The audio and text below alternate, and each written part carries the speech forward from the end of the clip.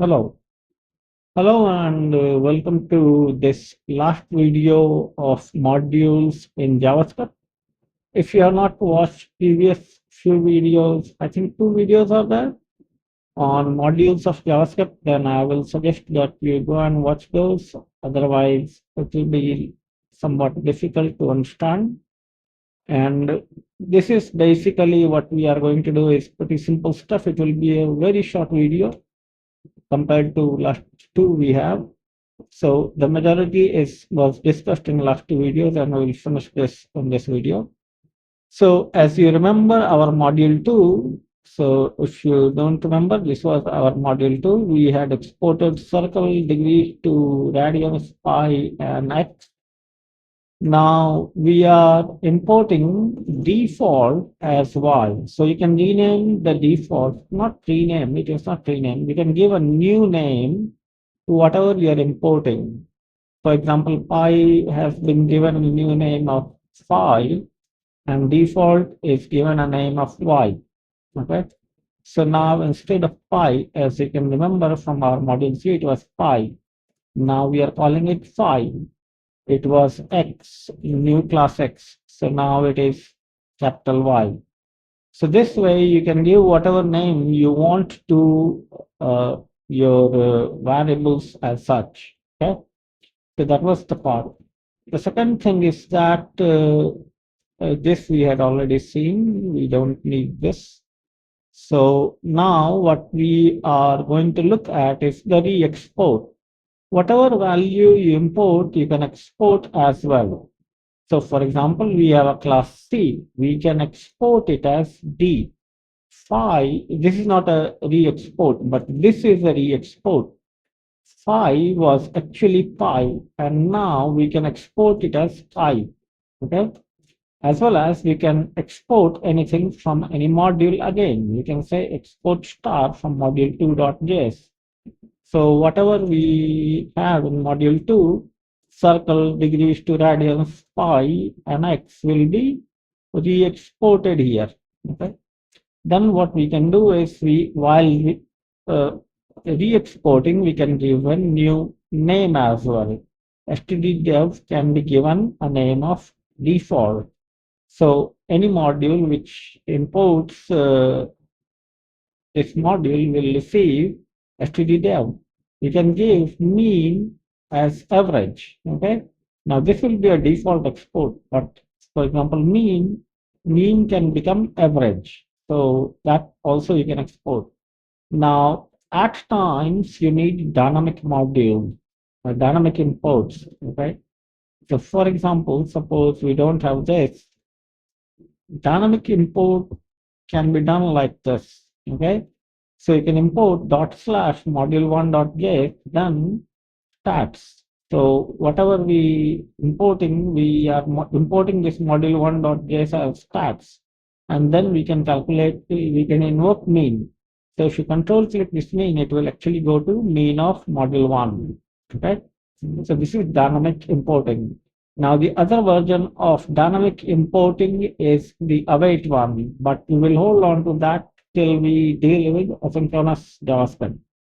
Now this is the syntax for await and import put together. Okay, we will not go into asynchronous programming yet. So that's it. There is nothing more to this. There are some parts which are related to client-side JavaScript. So we will look at those at the appropriate time when we discuss the asynchronous part of it. Now we finished the modules here, and now we will move on to the library of JavaScript. So in the library of JavaScript, what topics we are going to cover is something like sets, map, dates, time, regular expression, arrays, okay, error classes, JSON, and console API. So these kind of things we will look in the library side of it. We are not going to cover entire Node.js documentation yet. Okay, we will have to hold on to that. Node.js documentation will come a lot later. So we will cover the library of JavaScript. That would take quite a few videos because the library is quite big. But the core JavaScript library, which the ECMAScript exposes, that we will cover. Node.js libraries are different than JavaScript libraries. Okay, Node.js obviously imports all the libraries of what JavaScript exposes, but Node.js is quite a bigger system. For example, cryptographic libraries, file system libraries, or HTTP libraries, those are not part of standard JavaScript. But map, hash, those, so not hash, set, arrays, datetime, those are the core JavaScript libraries. And obviously, Node will have to implement because Node is nothing but JavaScript interpreter. Okay, so Node also implements those libraries. So let me show you Node.js documentation a bit. It is quite big, by the way, because Node.js is big system. You can do a lot of things with Node.js.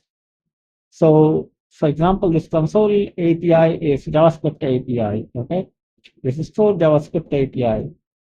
Date and time, I'm not sure where it is. Time, I'm not sure there. Okay, let's look at the map and all will be already covered. This is Node.js API. So I don't think it will cover the core JavaScript library. So you can see that it's huge. You have asynchronous testing, async hooks, buffer, C++ add-ons and all, child process, cluster, crypto, and then you have DNS, domain, environment variables, file system, foreign function interfaces, HTTP1 and 2, HTTPS. So we will cover Node.js when we do server-side programming. It is a quite powerful ecosystem in itself. Okay, no, you can do loads of things with Node.js without any framework. As you can effectively understand that systems built on top of Node.js. For example, Express.js module mostly uses Node.js APIs. Okay, so we will cover Node.js after the server-side programming. So I have a question for you. You can answer this in the comments.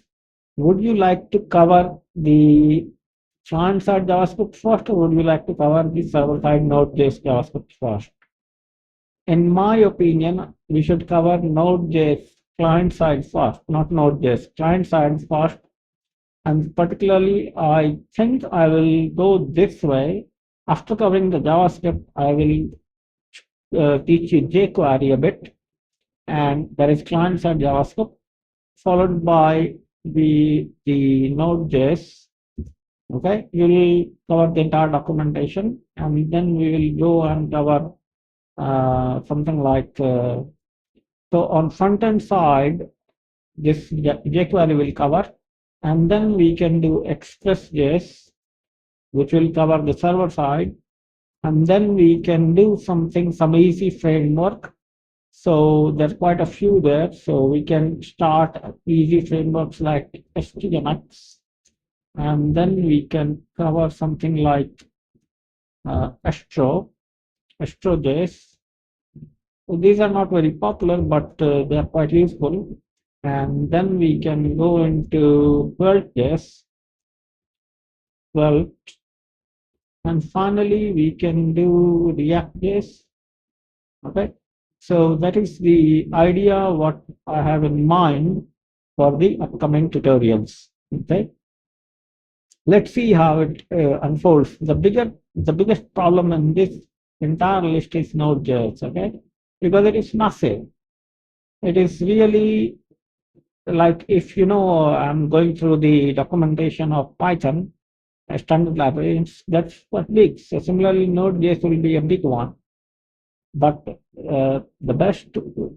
So let me talk about something which I do in my videos. So if you follow my channel, you will see that I read the entire documentation of the language and the libraries. And why do I do that? The question is, why do I do that? Because you can read a book and you can read a lot of code on GitHub, all right? But that will not give you the comprehensive knowledge about the system. So when I do Rust, I read through the standard library. When I do Python, I read through standard library, though I will not cover entire standard library of Flask. But in case of Node.js, I would like to cover entire library of Node.js, okay, because it is quite important.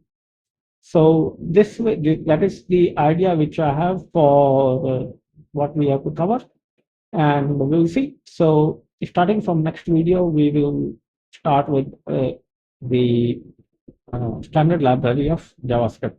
We'll start with sets and maps.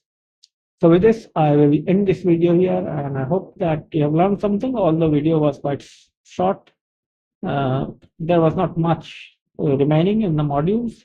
So we will do standard library from the next video of JavaScript. So thanks a lot for watching, and I'll see you on the fourth day from today. That is, if there is no gap, with another video on JavaScript. And thanks a lot for watching the video. Keep learning, stay curious, and most importantly, enjoy.